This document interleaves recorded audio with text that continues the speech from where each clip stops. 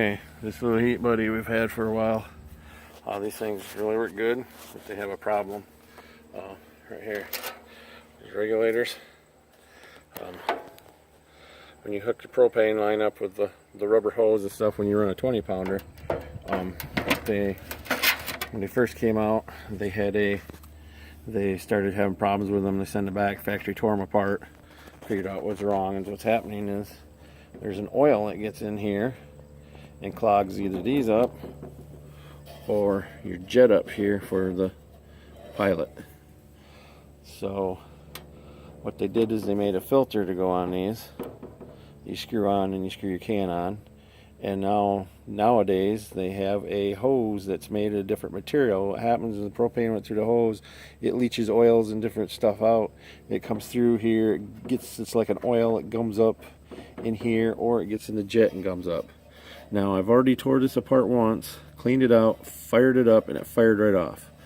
And I turned it on again after I put it all back together, and it didn't work again. The spark sparked and no pilot again, just like before. I pushed down on the pilot to listen, and I could hear the jet pss, pss, pss, pss, pss, sputtering.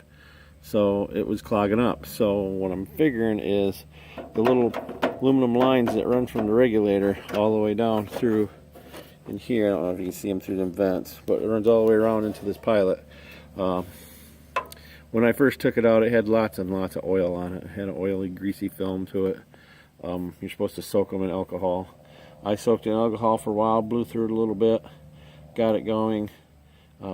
Basically, I think there's oil in that line. That oil just flew, came right up inside that jet when I turned the gas on and tried it again. So what I'm going to have to do is tear it out, clean it out again, and this time I'm going to have to clear the lines out.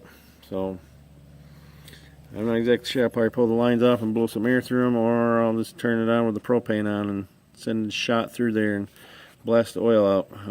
Definitely going to have to buy a filter to put on here, or buy the new special lines. But yeah, I'll get some pictures of this tore apart. This little heater had our 6-man tent, decent sized 2-room tent. Had it up to with a small blanket over the screen, and then the rain cover, and then a tarp doubled over it, covered the whole tent. It was 80 degrees in there on a 20-degree day. So these things will heat good. No carbon monoxide. They're awesome. So I'm going to get it fixed because they cost quite a bit. They're running around. You can get them on sale for $80 at some places, but they're worth every penny as long as you get the right line or the filter on there. Otherwise, you're going to have to do what I'm doing and tear it apart.